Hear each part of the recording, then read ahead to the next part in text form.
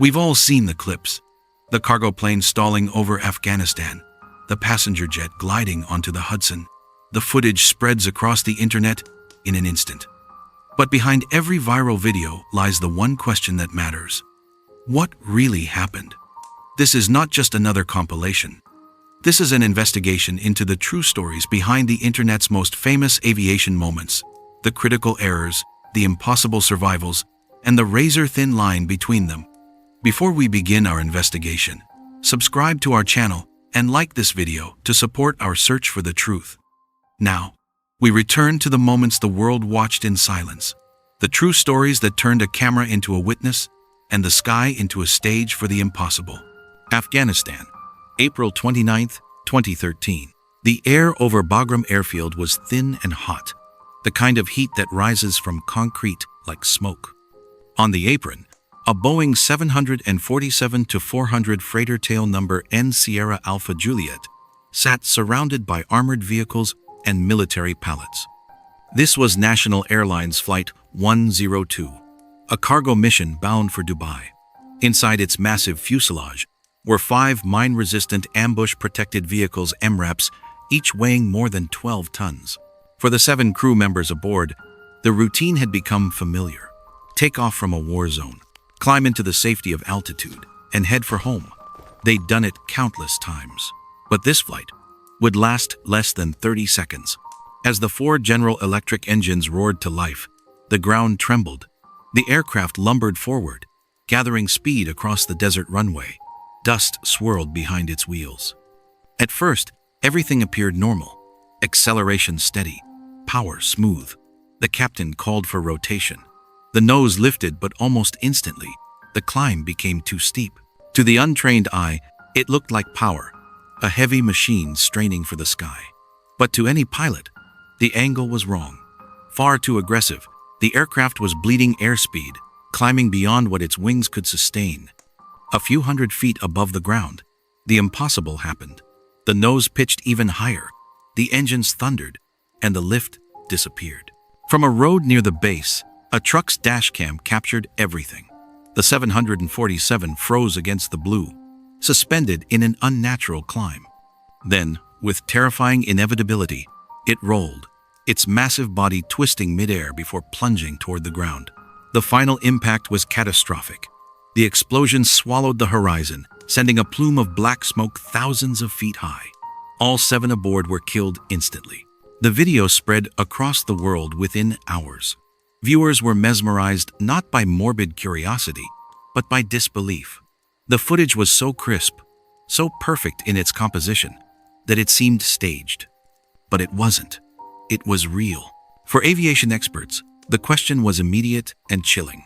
How could a 747, one of the most stable aircraft ever built, stall so suddenly, right after takeoff?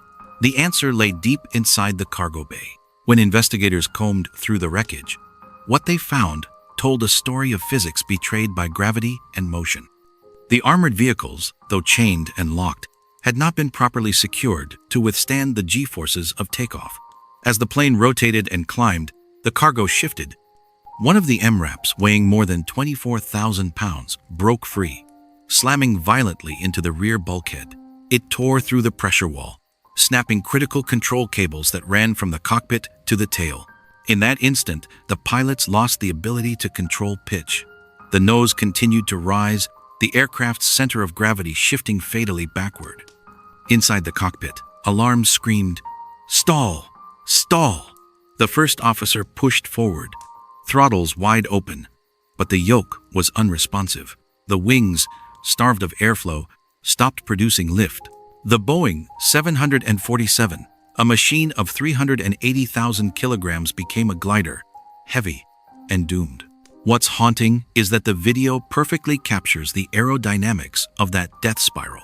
The angle of attack exceeded 15 degrees, the engines at full thrust, yet the air simply refused to flow across the wings. The plane didn't fall. It dropped in slow motion, as if surrendering to the inevitable. In the aftermath, investigators used every frame of the video to reconstruct the accident. The clarity of that dashcam, the one that made it viral, became a forensic tool. They synchronized the sound of the engines, the rate of pitch change, and the visible descent speed. The result was chillingly precise. Within 10 seconds of liftoff, the cargo shift made recovery impossible. For months, aviation boards debated the question of fault. Was it the loading crew at Bagram, the lack of reinforced tie-downs, or the company's policy that allowed mixed cargo without recalculated balance data? The conclusion was both technical and human, an avoidable tragedy caused by inadequate restraint procedures and unchecked assumptions. Behind every accident is a series of decisions, each one reasonable on its own, but deadly in sequence. For Flight 102, those decisions began long before takeoff, with paperwork, schedules, and the invisible pressure to keep operations moving in a war zone. Today, that short, grainy video still circulates online. Millions have watched it, often without knowing the names of the 7 who died inside that fireball. For most, it's just a viral clip, a horrifying visual, watched and forgotten. But for those who study aviation, it's a permanent lesson. It reminds us that flight is balance between power and gravity, between precision and error. When that balance is lost, even the sky becomes helpless. And in that brief moment, caught forever on camera, a Boeing 747 didn't just fall. It taught the world once again that safety in aviation isn't written in manuals.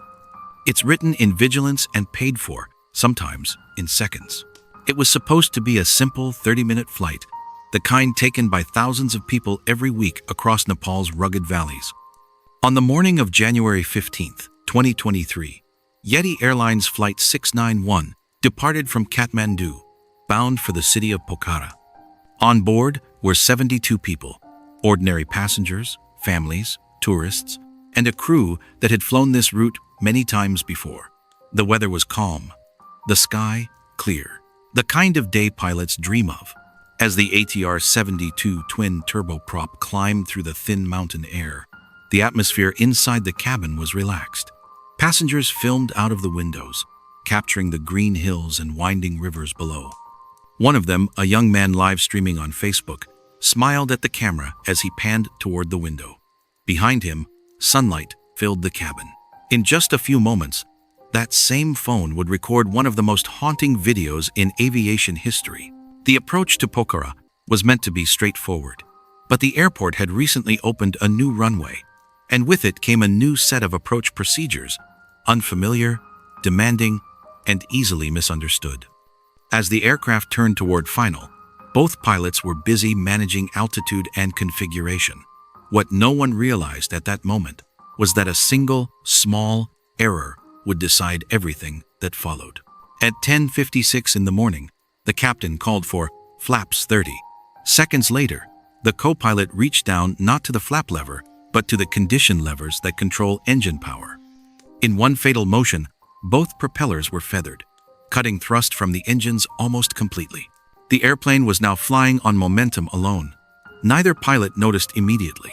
The ATR's systems gave no loud warning, only a quiet change in sound, the engine's pitch fading into silence. From the passenger's phone camera, the moment is eerie. The landscape tilts slightly as the aircraft banks. Laughter and calm voices fill the cabin. Outside the window, the city of Pokhara appears colorful, alive, unaware. And then, within seconds, the tone shifts. The horizon rises sharply in the frame. A brief shudder runs through the cabin. The engines are quiet. The phone tilts. Someone gasps.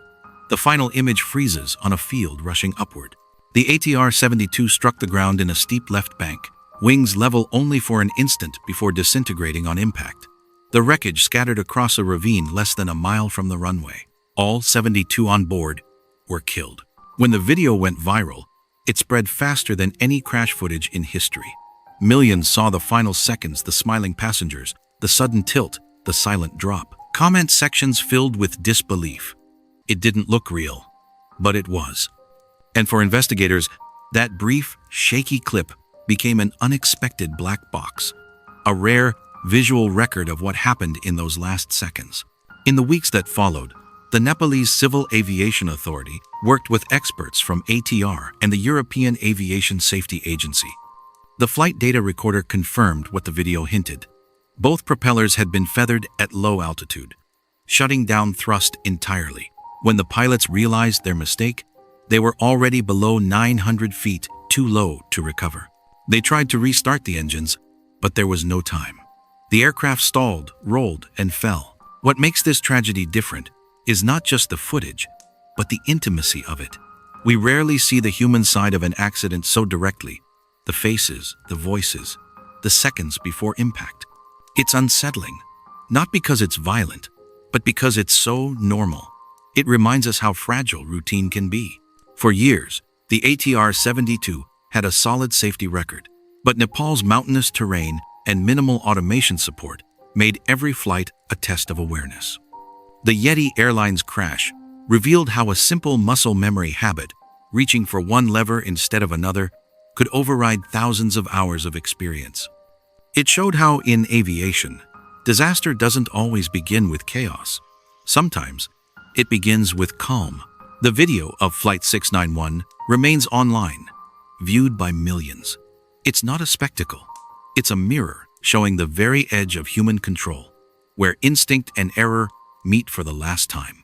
And in that silent final frame, just before the world tilts, lies the pure essence of aviation's hardest truth. Flying is unforgiving. 1 second of confusion can erase a lifetime of mastery. The rain had been falling over Istanbul all day, a cold, relentless downpour that turned the city's runways into rivers of glistening light. At Sabiha Gökçen Airport, visibility came and went with the mist.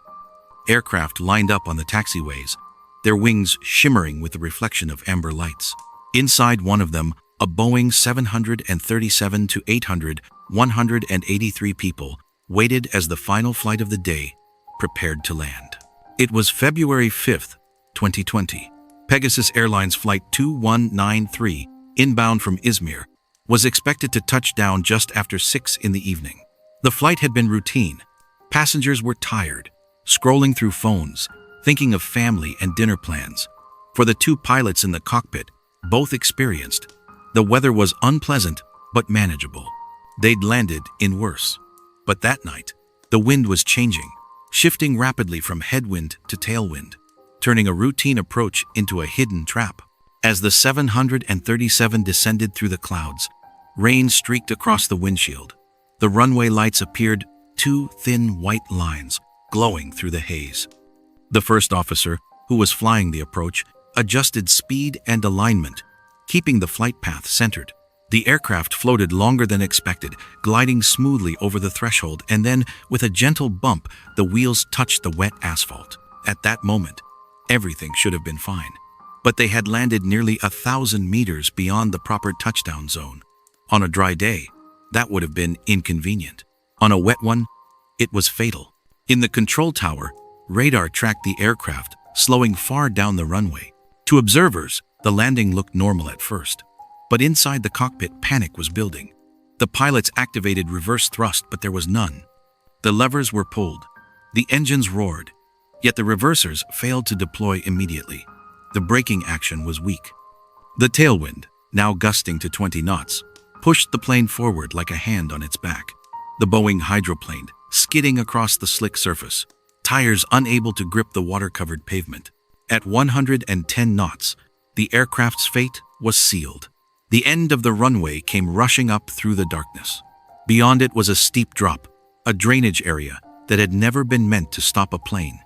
The captain shouted, "Hold the center line!" But it was too late. The 737 burst through the safety barrier, slammed into the embankment, and split into 3 sections. The nose separated completely, the cockpit crushed against the earth, the fuselage cracked open like a wound, scattering debris and screams into the storm. The power went out. Smoke and rain filled the cabin. For a few seconds, there was only silence, and then, from somewhere in the darkness, passengers began to move. On the ground, emergency crews raced toward the wreckage, headlights cutting through fog. The rain had turned to mist, the air heavy with the smell of jet fuel. Inside the torn fuselage, flight attendants tried to calm the survivors, guiding them through broken walls toward the open field. Miraculously, the majority made it out alive, but 3 passengers sitting near the front did not survive. In the following days, The footage of the aftermath flooded the internet. A broken airplane sitting in the rain, its nose crushed against the mud, its fuselage illuminated by emergency lights. To most viewers, it looked like another freak accident, something sudden and random. But the investigation that followed told a different story, one written not in chaos, but in sequence. The Turkish Aviation Authority, together with Boeing and international experts, began piecing together the chain of events. They found that the approach had been unstabilized too fast, too high, and with a tailwind beyond the aircraft's landing limits. The crew, under time pressure, had chosen to continue rather than go around. The automatic spoilers, which helped slow the aircraft on touchdown, failed to deploy instantly. Combined with the delayed thrust reversers and standing water on the runway, the stopping distance simply wasn't enough. But there was another subtler factor, the human one. The captain and first officer had limited experience flying together. Their communication in those final seconds broke down under stress. Callouts were missed. Tasks overlapped. The cockpit voice recorder captured rising tension, not panic, but confusion. A cascade of small errors that, together, erased every margin of safety.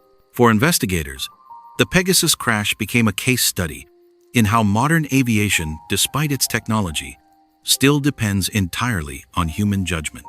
Every landing requires a decision to continue or to go around, and that night, in the storm above Istanbul, the decision was made 2 seconds too late. Today, Sabiha Gökçen has new safety barriers and drainage improvements built in the memory of that flight.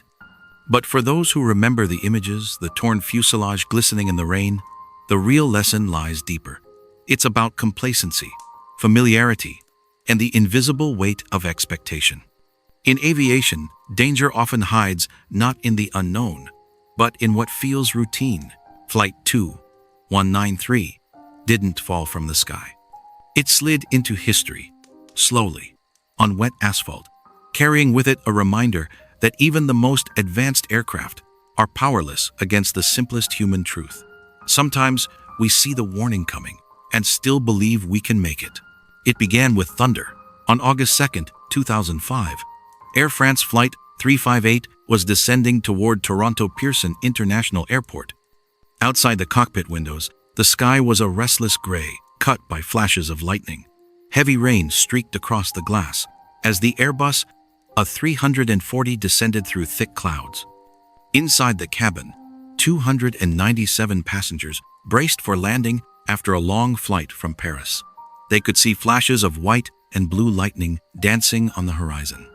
But they didn't know they were flying directly into one of the most violent storms Toronto had seen in years. The Airbus approached runway 24, left a strip of wet asphalt that shimmered like black glass under torrential rain. The pilots were experienced, confident, but exhausted after a transatlantic flight. The captain, a 43-year veteran, and his first officer discussed the storm cells on radar. They saw lightning, turbulence, and heavy downpours moving directly across the airfield. Still, the runway was open. Other aircraft had landed minutes earlier. Air traffic control gave clearance to proceed, and so they continued. At 800 feet, the plane was already too fast. The crosswind increased. The windshield wipers beat furiously, struggling against the sheets of water. The captain took manual control, determined to land on the first attempt. The first officer called out the airspeed. It was above normal. "We're high," he said quietly. The captain nodded, but kept descending. Below them, the runway lights blurred through the rain, a glowing river of white. Touchdown came 7 seconds late. The A340 floated past the ideal landing zone, its wheels finally striking the runway nearly halfway down. The thrust reversers were engaged immediately, but on the soaked surface, their effect was limited. Hydroplaning began. The airplane slid, tires spinning over water, brakes unable to bite. The rain was relentless, the runway too short. Inside the cockpit, the captain shouted, "Full reverse! Full reverse!" But by then, the end of the runway was already visible, a dark green wall of trees. Passengers felt the deceleration slow, then stop entirely. A moment of eerie stillness before chaos. The jet burst through the end of the runway, tore across a ditch, and slammed into a ravine. The sound of metal shredding filled the air. Oxygen masks dropped. Overhead bins tore open. Flames erupted beneath the wings as fuel spilled into the wet soil. Inside the cabin, smoke began to rise. But something remarkable happened. Amid the confusion, the crew remained calm. Flight attendants shouted instructions, forcing open the doors despite the heat and smoke. Passengers began sliding down emergency chutes into the rain. Outside, the burning Airbus stood engulfed in flame, a silhouette of orange against the storm. And yet, in what seemed impossible, every single person on board survived. All 309 escaped before the fire consumed the fuselage. The rescue teams that arrived minutes later found survivors huddled under umbrellas and blankets, trembling but alive. Lightning still flashed overhead. The sight of an intact passenger list, no fatalities, stunned the world. It was the kind of ending aviation rarely offers. The investigation that followed revealed how close disaster had truly come. The aircraft had touched down more than 4,000 feet, beyond the threshold on a runway just 9,000 feet long. Heavy rain had reduced braking effectiveness by 70%. The pilots had misjudged the severity of the tailwind and failed to execute a go-around when the approach became unstable. And the airport's lack of an engineered arrestor system allowed the aircraft to plunge into the ravine. Yet, even as investigators cataloged the mistakes, they also acknowledged something else: extraordinary survival. The training, coordination, and discipline of the crew turned what should have been a catastrophe into a story of endurance. The Air France flight attendants, drenched, shouting, guiding, saved hundreds of lives that night. For years, the footage of the burning wreckage was replayed around the world, a surreal image of fire and rain, life and destruction in the same frame. To some, it looked like luck.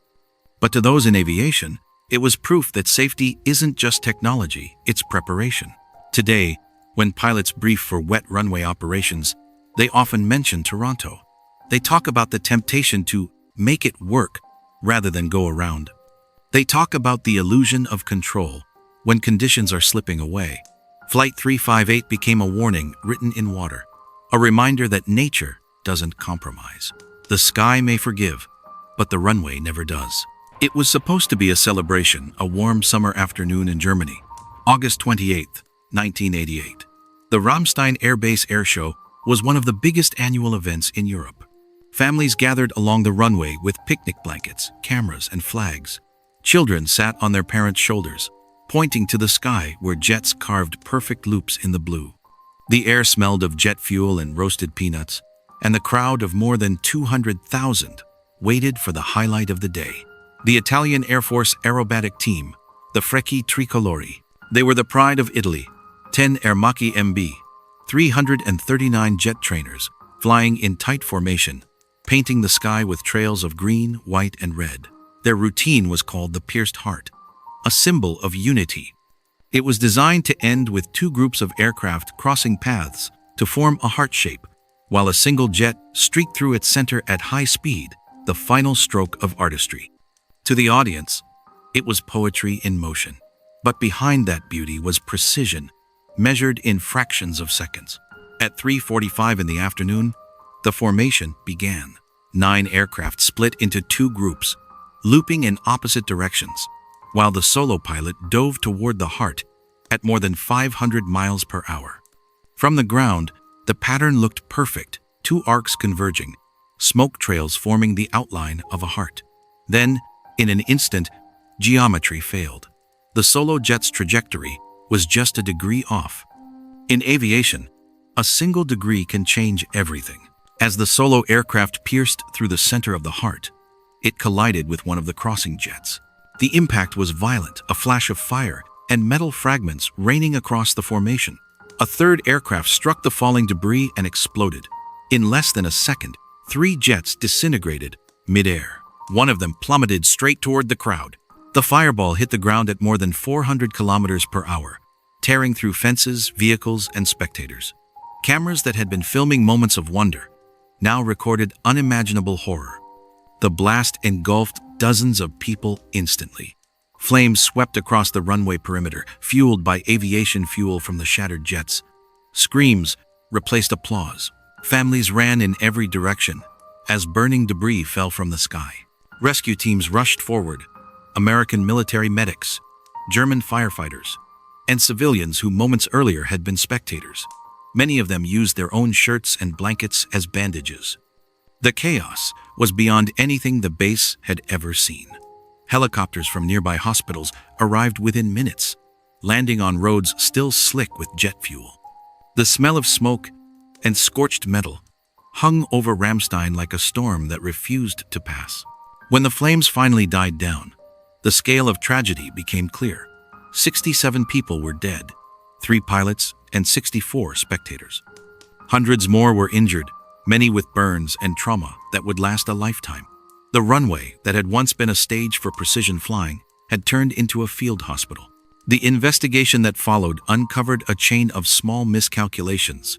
The pierced heart maneuver had always been dangerous, relying on absolute timing between the solo pilot and the crossing formations.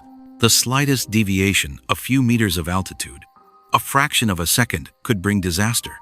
On that day, crosswinds and limited visibility at low altitude created just enough misalignment for the solo jet's path to intersect with the others. There was no time for correction. The Ramstein disaster reshaped airshows forever. Safety rules were rewritten across Europe. Minimum distance between performing aircraft and spectators increased drastically. Airfields were redesigned with larger buffer zones and emergency access routes. The performance that once symbolized unity became a lesson in humility, a reminder that even the most skilled pilots are not immune to physics. But for those who were there, the memory isn't about policy or procedure. It's about the sound, the moment the roar of engines turned into silence, and silence into screams. It's about the images that never left their minds. Jets crossing in beauty, then colliding in fire. In the years that followed, survivors of Ramstein spoke often of the strange duality of that day. How something so breathtakingly beautiful could turn to horror in the span of a heartbeat. And that's what makes this tragedy different from all others. It wasn't an accident hidden in clouds or over oceans. It was witnessed by thousands, recorded not by black boxes, but by human eyes. The sky above Ramstein healed long ago, but the lesson it left behind still burns quietly. Precision, pride, and perfection mean nothing against the limits of time and distance. When human ambition meets the physics of flight, even a celebration can become a memorial. It was an ordinary winter afternoon in New York City, January 15th, 2009. The air was cold, crisp, and calm. One of those bright winter days where sunlight cuts sharp against the skyline. At LaGuardia Airport, U.S. Airways Flight 1549 prepared for takeoff. On board were 150 passengers and 5 crew members, bound for Charlotte, North Carolina. In the cockpit sat Captain Chesley, Sully, Sullenberger, and First Officer Jeffrey Skiles, 2 experienced pilots, both calm, methodical men who had flown for decades. The Airbus, a 320, pushed back from the gate at 3:25 p.m. The engines hummed to life, the checklist completed, and the plane rolled toward runway 4. Passengers fastened seatbelts, some glancing out the windows at the frozen East River, glittering in the distance. No one could have imagined that within minutes, they would be part of one of the most extraordinary events in aviation history. At 3:27, Flight 1549 lifted off the runway. The climb was smooth.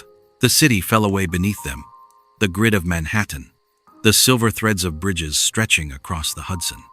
Then, just 90 seconds later, at 3,000 feet, came a sound no pilot ever wants to hear: a dull, heavy thud. Geese. A flock of Canadian geese, large enough to blot the sky for a second, struck both engines almost simultaneously. The cockpit went silent, except for a low rumble that quickly faded. The smell of burning filled the cabin. Both engines failed. The Airbus was now a powerless glider over the densest city in America. Captain Sullenberger's voice came calmly over the radio. "Mayday, Mayday, Mayday. This is Cactus 1549. We've lost thrust in both engines." The controller at LaGuardia responded immediately, offering a return to the airport, but the math didn't work. They were too low, too slow. and descending too fast. Sullenberger assessed the situation in seconds. Engine restart attempts failed, altitude dropped rapidly. He considered Teterboro Airport across the river, then shook his head. We can't make it. In the cabin, passengers heard only the eerie whoosh of wind. The engines were silent. The city grew larger in the windows, buildings reflecting sunlight like blades of glass. Flight attendants shouted, "Brace! Brace! Heads down!" At 3:31, the captain looked out his window and saw the icy ribbon of the Hudson River. Long, flat, and straight, the only open space left. He turned to his co-pilot and said the words that would become immortal. "We're going to be in the Hudson." Seconds later, the plane's nose lifted slightly, wings level. The Airbus skimmed the river like a skipping stone. A violent spray of water exploded over the fuselage as it slammed down at 140 knots. Inside, luggage burst from bins, oxygen masks swung wildly, but the fuselage held. The plane slid nearly half a mile before coming to rest near Midtown Manhattan. There was no fire, no explosion, just silence and then applause. Disbelieving, shaky applause from people who realized they were still alive. Within minutes, ferries and rescue boats surrounded the floating aircraft. The temperature was below freezing, the water just above 32 degrees. Passengers stood on the wings, their feet submerged in icy water, holding hands to keep from falling. From the air, it looked unreal. An intact jetliner resting on a river between skyscrapers. Rescuers moved with precision, pulling people aboard, wrapping them in blankets. Captain Sullenberger walked the cabin twice, ensuring every seat was empty before stepping out himself, the last person to leave the aircraft. It had been less than 6 minutes from bird strike to water landing. The headlines came within hours. Miracle on the Hudson. But to Sully, it wasn't a miracle. It was the result of decades of training decisions made in seconds that balanced instinct, physics, and experience. When the NTSB investigation began, they ran simulation after simulation. Pilots were asked to attempt the same emergency dual-engine failure at 3,000 feet. Every test that tried to return to LaGuardia ended in catastrophe. Every test that turned toward the Hudson survived. Only one crew had made that call in real life, and they'd done it with no time to think, no engine thrust, and 155 souls on board. The report later concluded that the successful ditching was a combination of exceptional crew resource management and adherence to fundamental flight principles. In other words, skill, not luck. Still, for those who were there, it felt like grace. Many passengers said they watched the city rise toward them and thought it was their final moment. Instead, they found themselves standing on a wing, covered in ice and sunlight, looking back at a plane that had saved them. The Hudson River that day was not just water, it was salvation. It reflected a simple truth. Sometimes, heroism doesn't shout or boast. It's quiet. It's calm. It's a steady voice saying, "We're gonna be okay." And when the world later called it the Hudson Miracle, perhaps that was fitting after all, because in the coldest moment, surrounded by water and fear, humanity found proof that discipline and compassion could coexist, even at 32,000 feet. It was a clear summer afternoon in Southern California, August 31st, 1986. The kind of golden day where the air over Los Angeles shimmered in the heat, and the sky seemed endless. Thousands of aircraft passed above the city every hour. Commercial jets, small private planes, military transports. To the people below, it was just another Sunday. But at 31,000 feet, one flight was descending toward its final destination. Aeromexico Flight 498, a McDonnell Douglas DC-9, was approaching Los Angeles International Airport from Mexico City, with a stop in Tijuana. On board were 64 passengers and 6 crew members, families, business travelers, tourists. In the cockpit, Captain Arturo Valdez Prom and First Officer Jose Hector Valencia prepared for descent. The sky was clear, the air smooth, and everything about the flight was routine. At 2:55 p.m., the DC-9 crossed into U.S. airspace. The pilots received clearance to descend to 7,000 feet. Below them, the sprawling suburbs of Los Angeles stretched in every direction. Small homes, highways, and swimming pools glinting under the California Sunday. Meanwhile, just north of Los Angeles, a small Piper Archer, a single-engine private plane, had taken off from Torrance Airport. On board were a 41-year-old pilot, his wife, and their teenage daughter. The pilot wasn't communicating with air traffic control. He was flying under what's called visual flight rules, meaning he was navigating by sight rather than radar guidance. He had permission to fly in the area, but not inside restricted commercial airspace. At 3:23 p.m., both planes converged. From the cockpit of the Aeromexico DC-9, everything looked normal. The approach was stable, the descent gradual. The pilots were configuring for landing. Then, in less than a second, everything changed. A sharp, metallic impact ripped through the cabin. The nose pitched downward.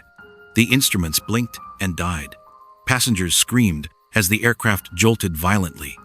The Piper had struck the tail of the DC-9, shearing off its horizontal stabilizer. The smaller plane disintegrated instantly. Its debris rained down over the suburbs of Cerritos. The DC-9 began a rapid, uncontrolled descent, spinning, burning, breaking apart in midair. At 3:25 p.m., Flight 498 slammed into a quiet residential neighborhood, exploding into a fireball that consumed several homes. Flames engulfed the streets. The sound was deafening, a deep, rolling thunder that echoed for miles. Witnesses described it as a storm that fell from the sky. Emergency services arrived within minutes, but there was little to save. All 64 passengers and 6 crew aboard the DC-9 were killed instantly, along with the 3 occupants of the Piper. On the ground, 15 residents also lost their lives as their homes burned. The scene was one of chaos, twisted metal among shattered rooftops, smoke rising through the palm trees. The NTSB investigation that followed uncovered a tragic series of oversights. The Piper had strayed into controlled airspace without authorization. Its pilot, flying visually, had no radar transponder, meaning air traffic controllers could not see his position on their screens. The Aeromexico crew had no warning. The collision happened in perfect daylight, in clear skies, over one of the busiest air corridors in the world. The tragedy of Cerritos, as it came to be known, became a turning point in aviation safety. It exposed the fragility of an airspace system that relied too heavily on human judgment and radio calls. Out of the ashes of that suburban neighborhood came a transformation. The Federal Aviation Administration introduced Traffic Collision Avoidance Systems, or TCAS, a technology that gives pilots automatic alerts of nearby aircraft, even those unseen by radar. The system's logic was simple. Machines could see what humans could not. And since its introduction, mid-air collisions like Cerritos have nearly vanished. But the memory of that afternoon remains. Every time a pilot hears the calm, synthetic voice, "Traffic, traffic," it's the echo of that day in 1986, when 2 planes met in a cloudless sky, and the city below became their final runway. In Los Angeles, the neighborhood of Cerritos rebuilt itself over time. The scars faded, but the silence lingers. Beneath the trees and quiet streets, residents still remember the sound of that clear blue day when peace turned to chaos in the blink of an eye. January 17th, 2008. London Heathrow Airport, one of the busiest in the world. It was just before 1 o'clock in the afternoon when the controllers in the tower noticed something unusual on their radar. A British Airways Boeing 777, inbound from Beijing, was descending steadily, but something didn't look right. Its speed was dropping too fast. At 35,000 feet, everything about Flight 38 had been normal. The long haul from Beijing to London had gone smoothly. 236 passengers were on board, mostly business travelers and students returning from holidays. In the cockpit sat Captain Peter Burkill and First Officer John Coward, both seasoned pilots. The aircraft, a Boeing 777-200ER, was one of the safest and most advanced of its kind. But as the jet approached the outskirts of London, something invisible began to unfold deep within its systems. The outside air temperature had been brutally cold, -70 degrees Celsius at cruise altitude, and the jet's long route over Siberia had chilled the fuel to near freezing. Tiny ice crystals had formed in the kerosene, invisible to sensors, harmless for hours until now. At 2,000 feet, the engines should have been producing steady thrust. Instead, they began to fade. The pilots advanced the throttles. Nothing. No response. The engines remained at idle. The captain's voice, calm but strained, came over the radio. Heathrow, Speedbird 38. We've lost power on both engines. We're making an emergency landing. Inside the cabin, passengers could feel the change, a subtle silence, as the roar of the engines died away. The Boeing became a glider, heavy and quiet, descending over the London suburbs. Through the windows, the city appeared frighteningly close. First Officer Coward took control. "We're not going to make the runway," he said. They were less than a mile short. Ahead lay a field, soft, muddy grass just before the airport perimeter. There was no time for procedure, no time for panic, only instinct. At 1,000 feet, the captain lowered the landing gear and flaps manually. The airspeed continued to drop. The stick shaker vibrated the aircraft, warning of an imminent stall. Coward kept the nose down, trading altitude for airspeed, trying to keep the plane flying just a few feet longer. At 120 knots, the 777 skimmed over the airport fence. The left main gear clipped the antenna array. The tail struck the ground first, tearing through the mud. The fuselage slammed down, collapsing the landing gear, ripping off the engines and sliding forward until it stopped just short of the runway. Then silence. Smoke began to pour from the wings. Inside, passengers were stunned but alive. There was no explosion, no inferno, just the creaking sound of metal cooling and the hiss of leaking fuel. Cabin crew moved fast. Within 90 seconds, every passenger was out. Some walked barefoot through the mud, dazed and silent, as fire crews surrounded the wreckage. The images that followed stunned the world. A massive jetliner resting awkwardly in the grass, its belly torn open, wings crumpled, yet somehow almost everyone had survived. Only one passenger suffered a serious injury. In the days that followed, investigators worked through the wreckage and data logs. There had been no system failure, no pilot error. Instead, the cause was buried deep in the science of fluid dynamics. The jet's Rolls-Royce Trent 800 engines had fuel oil heat exchangers, small radiators that warmed the fuel before combustion. But under certain extreme conditions, ice crystals could build up unnoticed inside the pipes.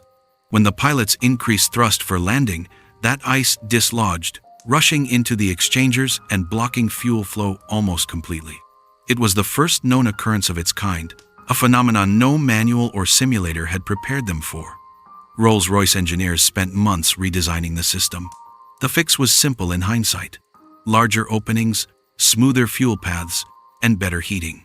But those changes came because of this one flight, one landing, that turned chaos into progress. For the passengers, the memory was surreal. Many described the final seconds as peaceful, no screams, no panic, just a strange acceptance. Some even recalled the sunlight catching the wings as the plane slid across the grass, reflecting like fire. Captain Burkill later said something that defined the event perfectly. "It wasn't a crash. It was a landing, just not the one we planned." Flight 38 became known as the Heathrow Miracle. But like most miracles in aviation, it wasn't luck. It was training, discipline, and a refusal to surrender when physics had already decided the outcome. The burned field near runway 27 liters has long since been reseeded.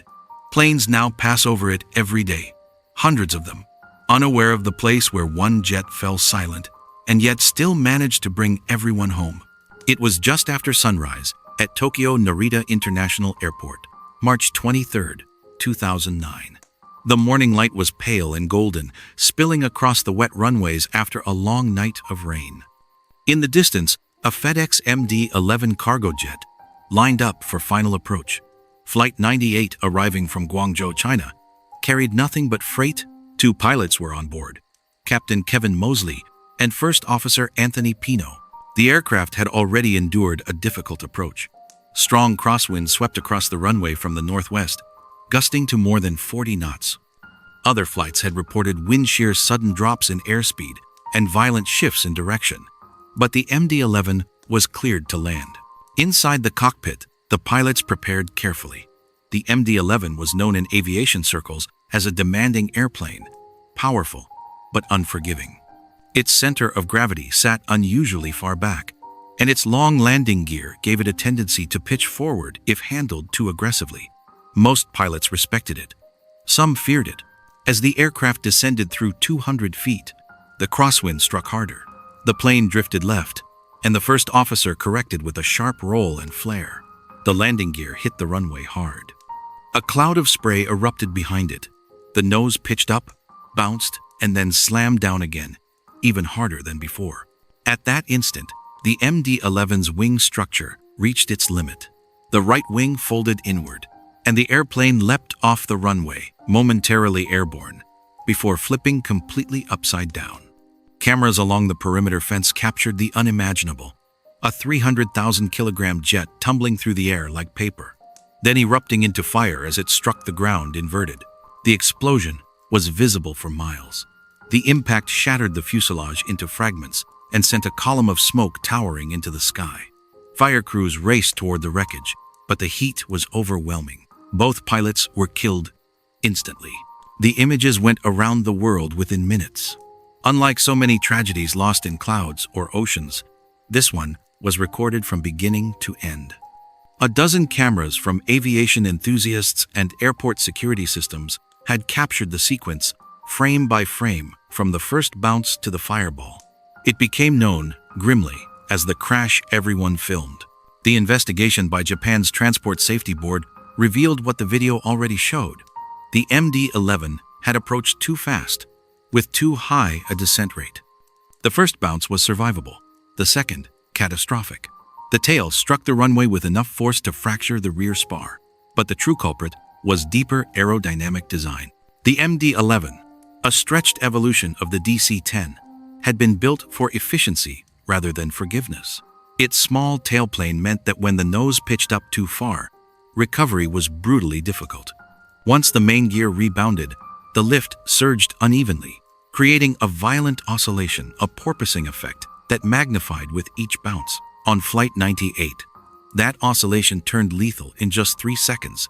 In the aftermath, engineers and airlines revisited the MD-11's legacy. By then, it already carried a reputation for rough landings and hard handling characteristics.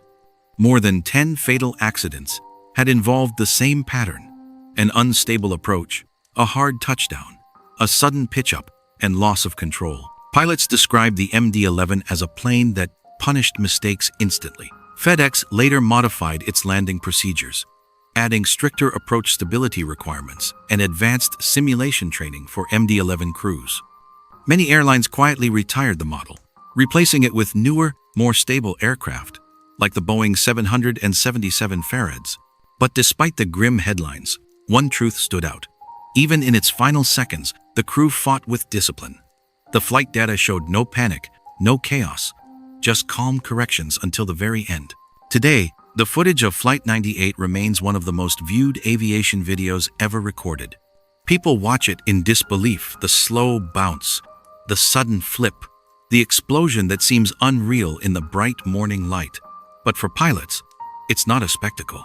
It's a lesson carved in fire and motion, a reminder that in aviation, control is never guaranteed, and that sometimes the difference between a perfect landing and catastrophe is measured not in miles or seconds, but in millimeters and heartbeats. The wreckage was cleared within days. Flights resumed. The runway reopened. But the wind still howls across Narita's tarmac every spring, just as it did that morning in 2009, whispering the same lesson every pilot knows by heart. Respect the airplane. Respect the wind.